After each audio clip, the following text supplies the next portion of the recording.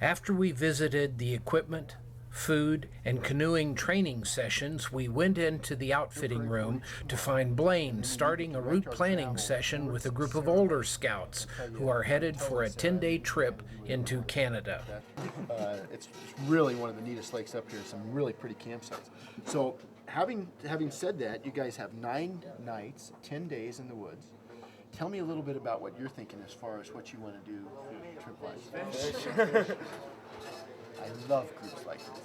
Good. We did the canoe time last time. All right. So what we want to Time to fish. It's time to fish. So what we really want to do then is maybe let's look at say 4 or 5 campsites, so that every place we were at, we'd have a day layover there. We can get to know it a little bit and do some fishing. The towboat's going to take you up here tomorrow, or Tuesday morning, and we're going to drop you off here at Prairie Portage. You're going to go across. I already talked to you about crossing the border, so we don't have to mess around with that anymore. There's a big sand beach on that other side. You guys that have been here can remember that.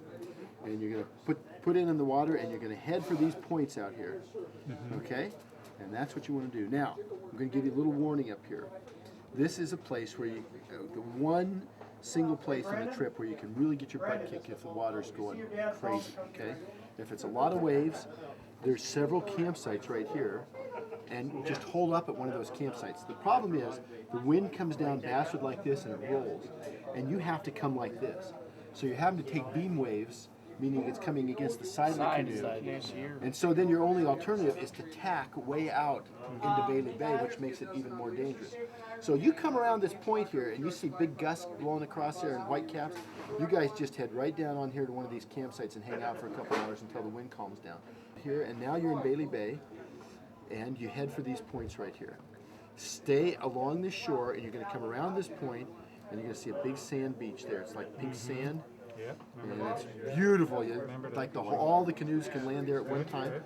You don't take those portages. You come across this one here. It's only really about 20 rods. It's a real wimpy little portage, and it brings you right out into North Bay. Okay, North Bay. Come on up here. There's 6 campsites right here. This is a great place to stop for your first night. The reason we're stopping here, it's going to be a little early in the day. But, 1, there's some really good fishing I'll show you about. 2, if we go farther, these campsites up in this chain suck the big route. They're terrible. And the bears come to them every night for sure. And you got a lot of portages up here, and it's too much for one day. So I stayed on this campsite last week. That's a nice site. This is a little better. This is a fair campsite, a little more exposed. These aren't bad either, and they're almost always open. You know, there might be one person in all those 6 campsites back there. But the good news is, right in here is great smallmouth country, and back there is unbelievable northern pike country. And you're fishing into shore, pulling it back out, or just trolling along these shores too. Some of our best fishing last week came guys just pulling a plastic lure, little old tube lures, you know, little plastic tubes behind their canoes. You know, it wasn't anything very fancy, and they wound up catching some really big fish. So. And Dave has just finished his trip planning session with the 4th group, a group of older scouts going on a 10-day trip into Canada. He is now talking fishing with all of the boys. Let's listen in to him providing all of the good scoop. Bass, on the other hand, just start with topwater. Just work those shorelines, small to medium sized floating rapalas, tiny torpedoes, jitterbugs, that type of stuff. Cast right along the shoreline, down trees, any kind of shoreline where you see where it changes. Big rocks, you're looking for football and basketball size rocks. And just areas that come way out, and if you don't get much on top water, then switch your retrieve to a crankbait and then down to a jig or a slow presentation. Just bounce those jigs, feel those jigs down the rocks, down the drop-offs. And if you guys want to try for lake trout at all, elk and cone and Hearn all have lake trout and smallmouth bass. And for lake trout this time of the year, they're going to start going deeper, but you can still get them on diving crankbaits, anything with a big lip on it. The most important part of our orientation process at Williams & Hall is to make sure each one of our groups and parties is thoroughly prepared for their trip into the wilderness area.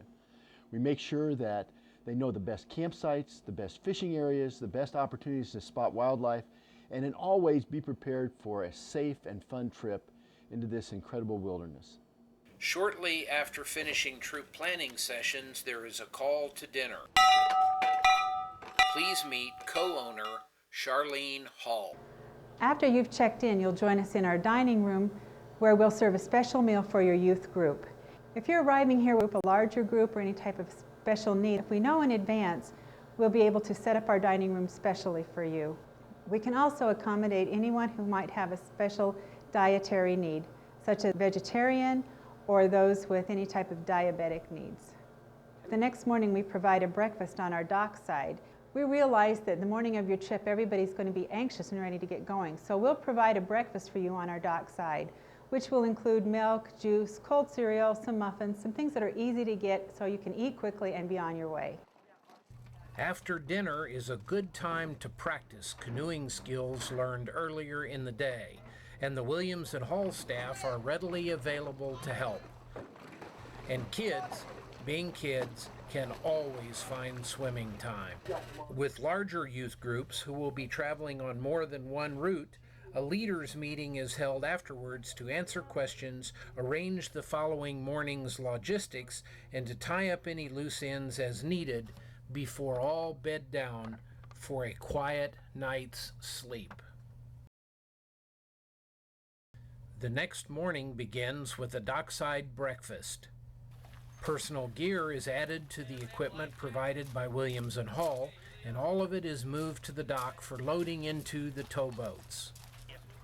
Life jackets are fitted, and everyone is loaded into the towboats, and off they go to their drop-off point several miles north up Moose Lake.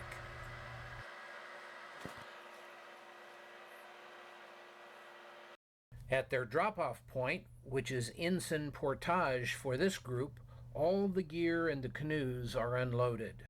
And here we see them taking their first steps in what really will be the adventure of a lifetime. They truly are walking the trail worn bare by the Ojibwa Indians and the fur traders hundreds of years ago. Let's travel with them on the first 2 days of this wonderful adventure. On the other side of the trail, we see them handling their canoes just exactly as they were trained.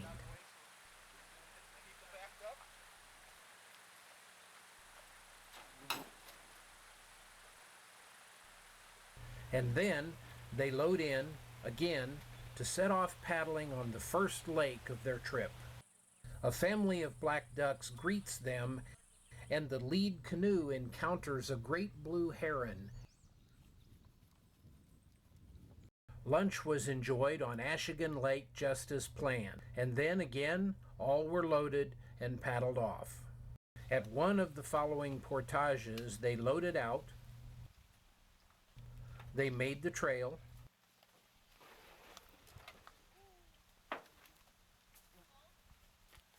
and then they loaded back in to paddle off and find their first campsite of the trip. After a campsite is located, tents are pitched by both leaders and scouts, and personal gear is moved into the tents for the night. A kitchen is set up, and the steaks are put on the grill, and the mashed potatoes are fixed. Thank you. That's good. And all sit down to a well-deserved meal.